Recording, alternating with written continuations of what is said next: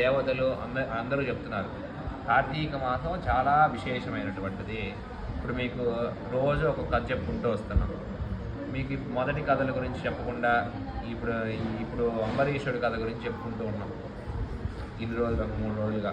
ఇప్పుడు మీకు ఈరోజు కథ చెప్తే మీకు అర్థం కాదు. అందుకని అసలు కార్తీక మాసం అంటే ఏంటి, ఎలా వచ్చింది అని తెలుసుకొని తర్వాత అంబరీషుడు అనేటువంటి ఆయన ద్వాదశి పారాయణ అనే కథ గురించి జరుగుతుంది. ఒక 3 డేస్గా టాపిక్. వీళ్ళందరికీ రోజు చెప్పి బోర్ కొట్టచ్చు. మళ్ళీ మీకు తెలియదు కాబట్టి ఫస్ట్ నుంచి మళ్ళీ వశిష్ఠ మహర్షి దగ్గర నుంచి స్టార్ట్ చేసి మీకు ఇప్పుడు చెప్పాలి. ఇప్పుడు వశిష్ఠ మహర్షి అనేటటువంటి ఆయన ఆశ్రమంలో రాబోయేటటువంటి మాసం చాలా గొప్పది, పవిత్రమైనటువంటి కార్తీక మాసము. మా ఆశ్రమం సుందరానంద ఆశ్రమం, ఏదో దానికి కొంచెం పేరుంది. మా ఆశ్రమంలో ఈ 30 రోజులు కూడా చక్కగా జప తప హోమాదులు, యజ్ఞయాగాది క్రతువులు, అన్నదానాలు, నదీ స్నానాలు మొదలైనటువంటి పూజా కార్యక్రమాలన్నీ దేవతారాధనలో నిమగ్నం అవ్వాలి అని అనుకుంటారు, సంకల్పించుకుంటారు. ఎవరు? వశిష్ఠ మహర్షి. మరి మా బ్రాహ్మణులు కానీ మహర్షులు కానీ మేమందరం ఆ హోమం చేద్దాం ఈ హోమం చేద్దాం అంటారు, కానీ దానికి తగినటువంటి ద్రవ్యం, డబ్బు ఇలాంటిది మా దగ్గర ఉండదు. దానికోసం మేము మీలాంటి ఉభయదాతులను తీసుకొని ఇలా కార్యక్రమాలు చేస్తూ ఉంటాం. అదేవిధంగా వశిష్ఠ మహర్షి గారు ఏం చేస్తారంటే జనక మహారాజు గారి దగ్గరికి వెళ్తారట. జనక మహారాజు గారు ఎవరు? రాముల వారి సీతాదేవి తండ్రి. జనక మహారాజు గారి దగ్గరికి వశిష్ఠ మహర్షి వెళ్తారు సహాయం కోరదామని. దీనికి ఏమైనా వశిష్ఠ మహర్షి రాక తెలుసుకొని జనక మహారాజు గారు, అంత గొప్ప మహారాజు గారు కూడా పూర్ణ కుంభ స్వాగతం పలికి వశిష్ఠ మహర్షికి పాద ప్రక్షాళన చేసి చక్కగా కూర్చోబెట్టి పంచభక్ష పరమాన్నములు పెట్టి మీరు వచ్చినటువంటి కారణం తెలుసుకోవచ్చునా అని రిక్వెస్ట్గా అడుగుతారట. అప్పుడు వశిష్ఠ మహర్షి చెప్తారట, ఏమి లేదండి మహారాజు గారు, జనక మహారాజు గారు, రాబోయేటటువంటిది పరమ పుణ్యప్రదమైనటువంటి కార్తీక మాసము. ఈ కార్తీక మాసంలో ఏం చేసినా సరే 100 రెట్లు ఫలితం వస్తుంది. తద్వారాగా మా ఆశ్రమం నందు జప తప హోమాదులు, యజ్ఞయాగాది క్రతువులు చేయిద్దామని మనసులో సంకల్పం. దీనికి మీ సహాయం కొంచెం కోరుదామని వచ్చున్నాము అని అడుగుతారట. అయితే భలే వాళ్ళండి, ఇంత గొప్ప అదృష్ట భాగ్యాన్ని నాకు ఇస్తే నేను ఎందుకు వదులుకుంటాను? నేను ఖచ్చితంగా మీకు కావాల్సినటువంటి పూజా సంభారములు, పూజా ద్రవ్యాలు, భోజనానికి అన్ని ఏర్పాట్లు నేను చూసుకుంటాను.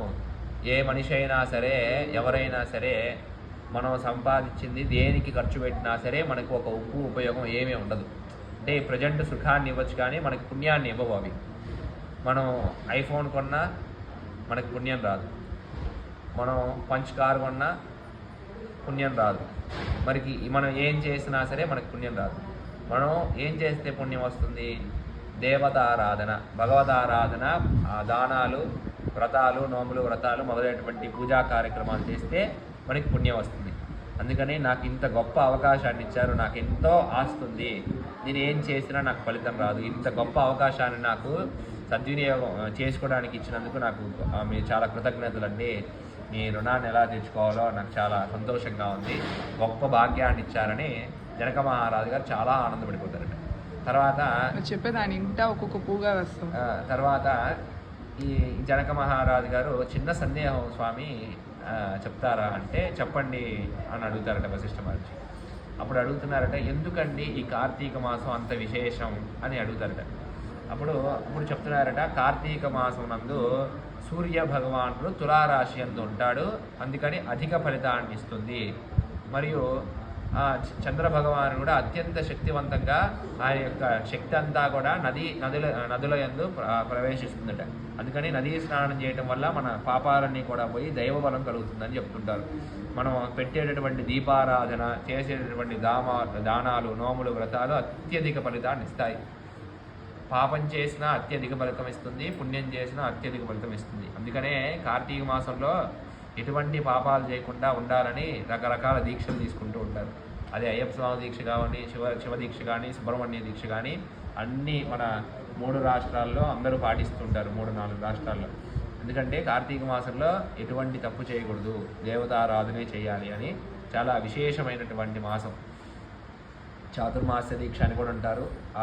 దాంట్లో కూడా ఈ కార్తీక మాసం ఉంటుంది. చాలా విశేషమైనటువంటి ఈ మాసంలో ఎందుకండి అని అడిగినప్పుడు ఇలా చెప్పారట. ఎందుకని ఈ సూర్య భగవాన్ తులారాశి ఎందుంటాడు కాబట్టి చాలా గొప్ప విశేషం అని చెప్తారట. అప్పుడు స్వామి ఈ కార్తీక మాసం గురించి ఏమైనా పురాణాలు కథలు ఉన్నాయా, ఈ కార్తీక మాసంలో పూజలు చేసి తరించిన వారు ఉన్నారా, చేయకుండా నరకానికి వెళ్ళినటువంటి వాళ్ళ గురించి ఏమైనా కథలు ఉన్నాయంటే జనక మహారాజు గారు 1-2 కథలు కాదండి, 30 కథలు ఉన్నాయి.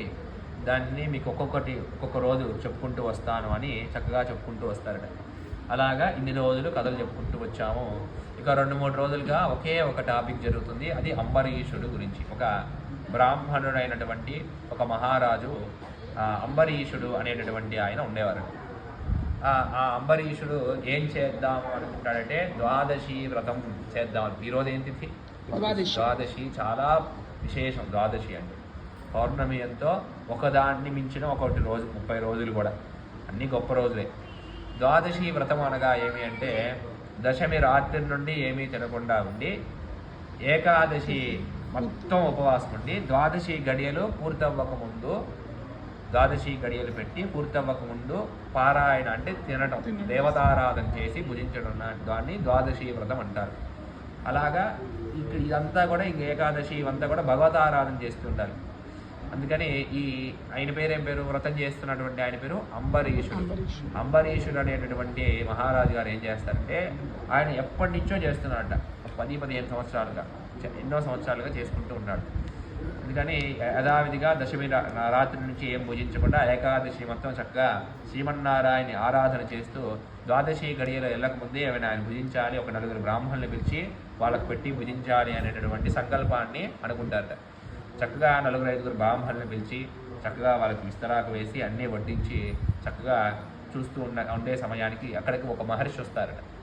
ఆయన పేరు ఏం పేరంటే దుర్వాస మహర్షి. కొంచెం కోపం ఉన్నటువంటి మహర్షి ఆయన. దుర్వాస మహర్షి వచ్చిన వెంటనే ఆయన కూడా అతిథిగా వచ్చారు కాబట్టి ఇంటికి స్వాగతం పలికి, మహర్షి గారు రాండి, కూర్చోండి, మీరు కూడా కూర్చొని మీతో పాటు భోజనం చేయండి అని చెప్తారు. లేదండి, నేను నదీ స్నానం చేసి వచ్చి తింటాను అని చెప్తారట.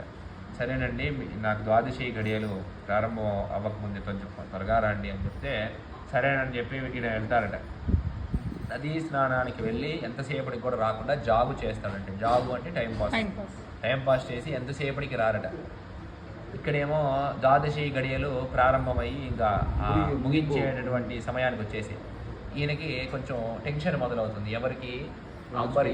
అంబరీషుడికి ఆందోళన మొదలయ్యి అక్కడ ఉన్నటువంటి బ్రాహ్మణులు అడుగుతారట, అయ్యా, ఆయన ఇంటికి వచ్చినటువంటి అతిథి ఆయనకి పెట్టకుండా తినటం మర్యాద కాదు, అలా అని తినకుండా ఉంటే నా ద్వాదశి వ్రతం భంగం అవుతుంది. ఇది భంగం అయితే పోయింది. నేను ఇంతకు ముందు చేసినటువంటి ఎన్నో వ్రతాలు ఉన్నాయి, అదే నోవులు వ్రతాలన్నీ కూడా వాటి ఫలితం కూడా పోతాయి. ఇప్పుడు మీరు కాశీలో చామగడ్డ వదిలేసి వచ్చారండి, చామదుంప. మీరు 99 సంవత్సరాలు చామదుంప తినలా, కాశీలో వదిలేచ్చేది. 99వ సంవత్సరం చనిపోయే ముందు చామదుంప ఎవడ పెడితే తిన్నారు. అప్పుడు ఏమవుతుంది? అన్నీ పోతుంది. ఆ విధంగా మరి ఈ ద్వాదశి వ్రతం చేయకపోతే, ఇప్పుడు అంటే ఈ ద్వాదశి గడియలు పూర్తవ్వక ముందు తినకపోతే ఈయన ముందు చేసినటువంటివన్నీ కూడా పోతాయి. శ్రీమన్నారాయణ యొక్క అనుగ్రహం కలగదేమో అని భయం. మరి నన్ను ఏం చేయమంటారు మీరు చెప్పండి అంటే, వాళ్ళు దుర్వాస మహర్షికి భయపడి ఎటువంటి సలహా ఇవ్వలేకపోతారట ఆ బ్రాహ్మణులు. మాకు తెలియదండి, మీకు నచ్చేట్టుగా మీరు చేయండి అంటారట. అప్పుడు ఒకటే ఆలోచించుకుంటాడంట, నాకు శ్రీమన్నారాయణుడే ముఖ్యం.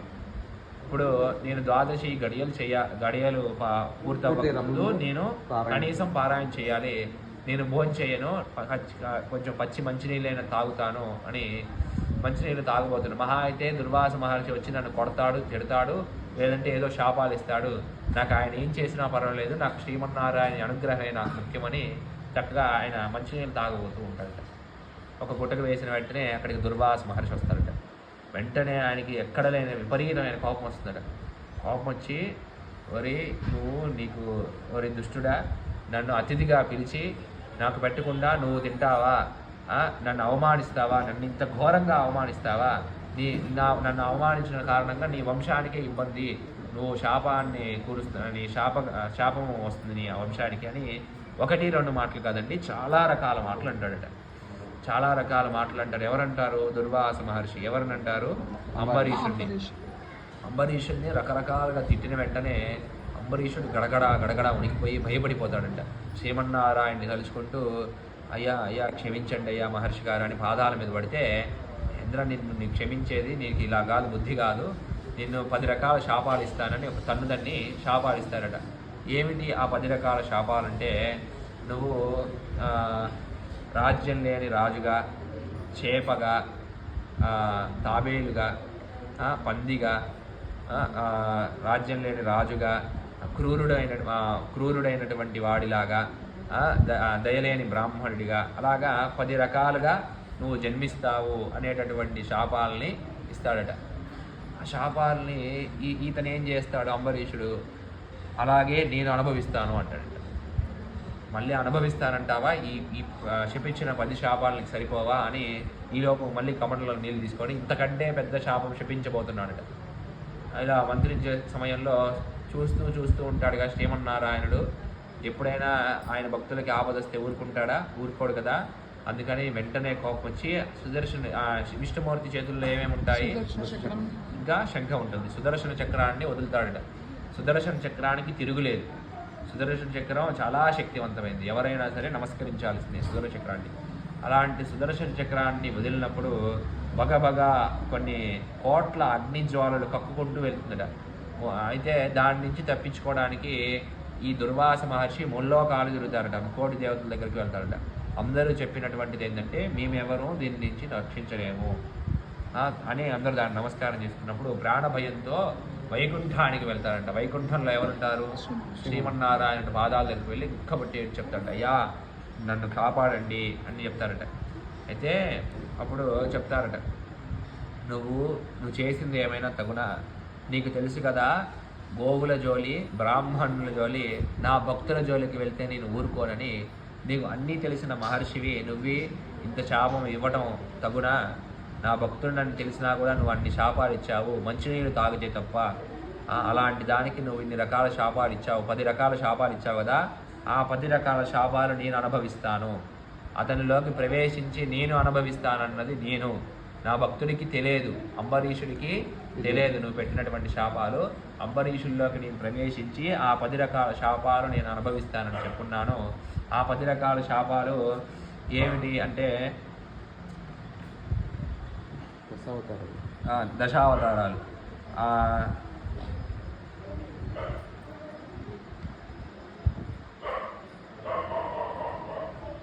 పందిగా, వికృతమైన ఆకారం గలవాడిగా, మరుగుజ్జివాడిగా, క్రూరుడిగా, మూఢుడైన క్షత్రుడిగా, రాజ్యం లేని రాజుగా, పాషండునిగా, దయలేని బ్రాహ్మణుడిగా 10 జన్మలు ఎత్తి అవమానాలు పడతావు అని చెప్తున్నారు.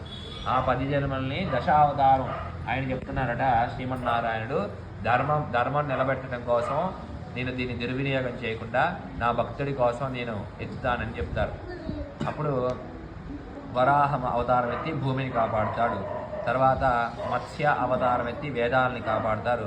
కూర్మ అవతారం ఎత్తి మనం అమృతం చిలికేటప్పుడు దాన్ని నీళ్ళలో సముద్రంలోకి ఉంటారు. తర్వాత ఆయన భక్తుడు హిరణ్యాక్షుడిని చంపుతాడు. నరసింహ అవతారం ఎత్తి ఆయన భక్తుడైనటువంటి ప్రహ్లాదుని కాపాడుకుంటాడు. రాజ్యం లేని రాజు అంటే కృష్ణుడు. తర్వాత ఈ రకరకాలుగా ఈ 10 జన్మలు మరుగుజ్జువాడంటే వామనుడు. ఈ 10 జన్మలు ఎత్తి నేను ముల్లోకాలని నేను రక్షిస్తాను, దీన్ని నేను వృధా చేయను, నా భక్తుడికి తెలియదు అని చెప్తాడట. మరి నేను కూడా ఇప్పుడు సుదర్శన చక్రాన్ని ఆపలేను. సుదర్శన చక్రాన్ని నేను కూడా ఆపలేను. నిన్ను సుదర్శన చక్రం భార్య నుండి రక్షించే వాళ్ళు ఎవరంటే అంబరీషుడు. నువ్వు అంబరీషుడి దగ్గరికి వెళ్ళి శరణ వేడుకుంటే నేను ఆయన కాపాడుతాడు అని చెప్తారట. ఈలోపు అంబరీషుడు బాధపడుతూ ఉంటాడట. అయ్యో నా వల్ల మహర్షికి ఎన్ని కష్టాలు వచ్చాయి, సుదర్శన చక్రం తరుముతుంది, పాపం ఆయన నా వల్లే కదా ఈ కష్టాల నుంచి కుమిలిపోతూ ఉంటాడట అని కూలిపోయి చాలా బాధపడుతూ ఉంటాడు. మనకి ఈ కథ అంతా కూడా నేర్పించేది ఏంటంటే అధిక ఆవేశము ఇలాంటివి పనికిరాదు. ఎప్పుడైతే గోవులకి బ్రాహ్మణులకి హింస జరుగుతుందో శ్రీమన్నారాయణ ఖచ్చితంగా ఆయన ఉంటాడు, శిక్షిస్తాడని తెలుసుకోవాలని చెప్తుంది. మరి ఇక మీదట అంబరీషుడు అంబరీషుడిని ఈయన దుర్వాస మహర్షి శరణవేరుట అనేటటువంటి కథ ఈ రోజు నుంచి నేను మీకు చెప్తాను. అది కూడా శ్రద్ధగా వినండి. దుర్వాసుడు, అంబరీష, నా యందు గౌరవ భావంతో నన్ను ద్వాదశీ పారాయణకు రమ్మని పిలిచిన నీకు కాలాత్రిక్రమణం చేసి నీ వ్రతభంగం అయ్యే విధంగా నేను ప్రవర్తించాను. నిన్ను అనేక విధాలుగా నిందించి శపించాను. ఆ కారణంగా నా ప్రాణాలకే ఉపద్రవాన్ని తెచ్చుకున్నాను. శ్రీహరి యొక్క సుదర్శనం నన్ను తరుముకుంటూ నా వెనకాలే వస్తున్నది. నన్ను తుడుముచ్చేందుకు ఆ సుదర్శనం శాంతింపచేసేటట్లుగా లేదు. చేసేది లేక వైకుంఠానికి వెళ్ళి శ్రీహరిని ప్రార్థించాను. సుదర్శనము ఆపగల సమర్థుడవు నువ్వే అని చెప్పి నారాయణుడు నన్ను నీ దగ్గరికి పంపించాడు. కనుక నన్ను నువ్వు రక్షించు అంటూ అంబరీషుని ప్రార్థించాడు. అప్పుడు అంబరీషుడు సుదర్శన చక్రానికి నమస్కరించి తెలిసో తెలియకో కోపావేశాలతో దుర్వాస మహర్షి తొందరపడ్డాడు. భక్తవరుడైన శ్రీహరి అది చూసి సహించలేక నిన్ను పంపించాడు. పూజనీయుడైన దుర్వాసుడు పశ్చాత్తాపంతో కూడిన మనసు గలవాడి మిక్కిలి పరితపిస్తున్నాడు. అందుకని ఆ మహర్షిని మన్నించు. ఒకవేళ కర్తవ్యము పాటించడమే నీ లక్ష్యమైతే అతనికి బదులుగా నన్ను సంహరించు. 14 లోకాలు ఏకమై ఒక్కసారి వచ్చిన నిన్ను ఏమీ చేయలేరు. నన్ను మన్నించు. శరణు వేడిన వాళ్ళని కాపాడటం ధర్మం. ముందు నా పట్ల ఏ విధంగా ప్రవర్తించినా ఇప్పుడు తెలివి తెచ్చుకున్నారు. పశ్చాత్తాపాన్ని పొంది నన్ను రక్షించమని శరణు వేడుతున్నారు. నువ్వు శ్రీమన్నారాయణుని ఆయుధానివి, నేనేమి శ్రీమన్నారాయణుని భక్తులని. ఆ మహనీయుడు రక్షించడం మనం చేయవలసిన పనులు. నీకు నీ స్వామి చెప్పిన ప్రకారంగా అతనిని చంపడం అనేదే చేయదగిన పనే అవుతుందేమో, కానీ నా ద్వారా శరణు పొందాలి అన్నది శ్రీహరి యొక్క ఆలోచన. కనుక శ్రీహరిని మనసులోని ఆలోచన ప్రకారంగా అతని ప్రాణభిక్ష పెట్టు అంటూ అంబరీషుడు అనేక విధాలుగా సుదర్శని ప్రార్థించాడు. అయినా సుదర్శని మనసు శాంతించలేదు. దుర్వాసుని వదిలిపెట్టడానికి ఇష్టపడినట్లు అనిపించలేదు. చేసేది లేక శరణు వేడిన దుర్వాసుని రక్షించాలనే ఆలోచనలో ధనుర్బాణాలతో చేతబట్టి సుదర్శనునికే ఎదురు నిలిచి, నా ప్రార్థన నువ్వు అంగీకరించకపోతే నీతో యుద్ధం చేసి అయినా దుర్వాసును రక్షిస్తాను. బ్రాహ్మణుని చంపటం తప్పదంటావా? నాతో యుద్ధానికి సిద్ధంగా ఉండు. శత్రువులకు లొంగని ఆయుధానివి కదా. ముందు నన్ను చంపి ఆ తర్వాత దుర్వాసుని చంపు. అంతేగాని నేను బ్రతికి ఉండగా ఆ దుర్వాస మహర్షిని నువ్వు ఏమీ చేయలేవు. నేను నీతో తప్పక యుద్ధం చేసి తీరతాను. నా భుజబలం మీద నాకు గల నమ్మకంతో నేను నీతో యుద్ధానికైనా సిద్ధపడుతున్నాను. నా బాణాల వేడిని రుచి చూడు. ప్రాణాల మీద ఏమాత్రం ఆశ ఉన్న విష్ణు యొక్క చేతి యందు ఇంకా కొంతకాలం ప్రకాశిస్తూ ఉండాలనుకున్న ముందు దుర్వాసుని వదిలిపెట్టు అన్నాడు. సుదర్శనుడు అంబరీషుని ధైర్యానికి ఉత్సాహానికి శరణాగత రక్షాభీషలకు మిక్కిలి ఆనందించాడు. అయినా అంబరీషుడు హెచ్చరించాలనుకొని, ఓయి రాజా, నాతో యుద్ధానికి సిద్ధపడుతున్నావు. నేనేమిటో నా శక్తి ఏమిటో తెలియకపోవడంతో డాబు దర్భాలతో నాతో వాదిస్తున్నావు. నీకు నాకు ఏనుగుకి చీమకి ఉన్నంత వ్యత్యాసం ఉంది అని అన్నాడు సుదర్శనుడు. హెచ్చరిస్తుండగానే నువ్వు ఎంత గొప్ప మొనగాడివి అయితే మాత్రం ఏమిటి? నేను బ్రతికి ఉండగా ఆ దుర్వాస మహర్షిని ఏమీ చేయలేవు అంటూ ధనుస్సు ఎక్కుపెట్టి సుదర్శని పాదాలకు నమస్కార బాణాన్ని ప్రయోగించి మరొక బాణాన్ని సుదర్శని మీదకే ప్రయోగించాడు అంబరీషుడు. అంబరీషుడి సహనానికి, అర్థత్రాణ పరాయణత్వానికి మురిసిపోయి సుదర్శనుడు ప్రసన్నుడయ్యాడు. అంబరీషుడి గాఢంగా కౌగిలించుకున్నాడు. రాజా అంబరీష, నిన్ను కాపాడాలనే ఆలోచనతోనే శ్రీ మహావిష్ణువు మహర్షి మీదకు నన్ను ప్రయోగించాడు. నిన్ను కాపాడడమే నా కర్తవ్యం. నీతో యుద్ధం చేయడం మాత్రం నా లక్ష్యం కాదు. విష్ణు స్తోత్రాలకు 3 కాలాలతో చేసేవారు దాన ధర్మాలు చేసేవారు, ఇతరులను హింసించిన వారు, ఇతరుల ధనమును ఆశించిన వారు, గోబ్రాహ్మణ శిశు హత్యాలను దూరంగా ఉండేవారు, పరస్త్రీ పట్ల మర్యాదలను చూపించేవారు ఇహపరలోకాలలో సుఖ సౌఖ్యాలతో వర్ధిల్లుతుంటారు అని దుర్వాసును క్షమించి అతడికి రక్షించాలని చూసిన నీ గొప్పతనం పొడగదగింది. నీ కోరిక ప్రకారంగా దుర్వాసుని విడిచిపెడతాను అని సుదర్శనుడు అంతర్ధానమయ్యాడు. ఇతరులను రక్షించడానికి, శరణాగతుల కాపాడడానికి ఇచ్చిన మాటను నిలబెట్టుకోనవాడి ఎంతటి కష్టాన్నైనా ఎదుర్కోవాలి. ఎవరికైనా ఎదిరించవచ్చు, ప్రాణాన్ని నిలబెట్టడమే ప్రధానం అనే విషయాన్ని తెలుసుకోవాలి. ఈ కథ ఆయన అంబరీషుడి దగ్గరికి వెళ్తాడట. దుర్వాస మహర్షి వెళ్ళి నువ్వు తప్ప నన్ను ఎవరు కాపాడేటటువంటి వారు లేరు అని శరణు కోరుకున్నప్పుడు అప్పటికి ఈ లోపు సుదర్శన చక్రుడు వస్తాడట. సుదర్శన చక్రుడికి అర్థమయ్యేలాగా సుదర్శన చక్రానికి అన్నీ చెప్తాడట. ఆయన తెలిసో తెలియకో చేశారు, ఆయన్ని వదిలేసేయంటే ఆయన శాంతించడట. ఆయన నేను చంపేయాలి అంటాడట. అప్పుడు ఈయన అంబరీషుడు యుద్ధానికి దిగుతాడట. నువ్వు నన్ను చంపి ఆయన్ని చంపు, నేను చనిపోయినా పర్లేదు, ఎందుకంటే నా దగ్గరికి శరణ కోరుకుంటూ వచ్చాడు. మనల్ని ఎవరైనా కాపాడమని వచ్చినప్పుడు వాళ్ళని మనం కాపాడకపోతే మనం చేసినటువంటి వ్రతాలు, పూజలు అవన్నీ కూడా దగ్ధం, వేస్ట్. మనం ఎవరికైనా సహాయం కోరి వచ్చిన వాళ్ళకి సహాయం చేయాలి, అది ధర్మం. అందుకని ధర్మానికి నీకు కట్టుబట్టి నిలబడతాను. నువ్వు ఎంత గొప్ప, నీకు తిరుగులేదు, నువ్వు గొప్ప ఆయుధానివి, శ్రీ మహావిష్ణువు ఆయుధానివి. సరే, నీతో నేను ఓడిపోయినా సరే నన్ను చంపే ఆయన్ని చంపాలని ఎదురు నిలబడినప్పుడు సుదర్శనమూర్తికి చాలా ఆనందం వేస్తుందండి. కానీ బెదిరిస్తాడట. ఏమని బెదిరిస్తాడంటే, నీకు నాకు ఏనుక్కి చీమకున్న వ్యత్యాసం ఉంది, నాతో యుద్ధం చేసి నువ్వేం గెలుస్తావయ్యా అని అంటాడు. అయినా సరే నేను నీతో యుద్ధం చేస్తానని మొదటగా పాదాల దగ్గరికి నమస్కార బాణం వదులుతారట. తర్వాత ఆయన పైకే బాణం వదులుతారట. అవన్నీ కూడా ఆయన ఏం చేయలేక చక్కగా సుదర్శనుడు సంతోషించి కౌగిలించుకొని, నువ్వు చాలా గొప్పవాడివి, నీ మీద ఎన్ని చేసినా సరే నువ్వు ధర్మంగా నిలబడి ఈయన రక్షించావు అని, నేను ఏం చేయలేను. ఎవరైతే గోవులను రక్షిస్తారో, బ్రాహ్మణులని గౌరవిస్తారో, దాన ధర్మాలు, పూజా కైంకర్యాలు, శ్రీమన్నారాయణని త్రికాలం 3 పూట్ల శ్రీమన్నారాయణని పూజ చేస్తారో వాళ్ళకి ఎటువంటి ఇబ్బందులు కలగవు. వాళ్ళకి మనం ఇదే లోకం కాదండి, మనం ప్రజెంట్ ఇక్కడ కొంతకాలం బ్రతకడానికి వచ్చాం అంతే. మీకు తోడుగా మీకు ఏదో భోజనం వండి పెడుతుందని ఆవరణ చేసుకున్నారు. తర్వాత మీకు మీ తరతరాలు చూసుకోవాలని ఒక పాపను కన్నారు అంతే. మనం ఎప్పటికైనా వెళ్ళేవాళ్ళం. అలాంటి వాళ్ళకి ఎవరైతే ఈ భూలోకంలో మనం పుట్టినటువంటి మానవ జన్మ ఎన్నో పుణ్యాలు చేస్తే పుడుతుంది. మానవ జన్మ ఎత్తిందే దేవతారాధనకి.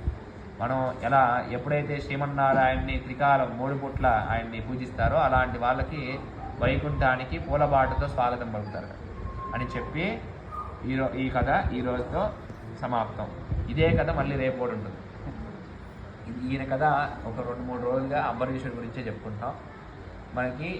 మనం మనిషిగా పుట్టి కనీసం అప్పుడప్పుడు ధర్మ కార్యక్రమాలు చేస్తూ ఉండాలి. చేస్తేనే మనకి ఈ జన్మకి ఒక ఇది ఉంటుంది. మీరు అందరికంటే కొంచెం గొప్ప ఉభయజాతులు. పరమేశ్వరుని యొక్క అనుగ్రహం చేత మీరు దినదిన అభివృద్ధి అయ్యి బాగా సంపాదించి పరమేశ్వరుణ్ణి బాగా చూసుకొని, నన్ను బాగా చూసుకొని, గుడిని బాగా చూసుకోవాలని ఖచ్చితంగా మనస్ఫూర్తిగా లింగాల స్వామిని, మహాలింగేశ్వర స్వామిని వేడుకుంటున్నాం. మీరు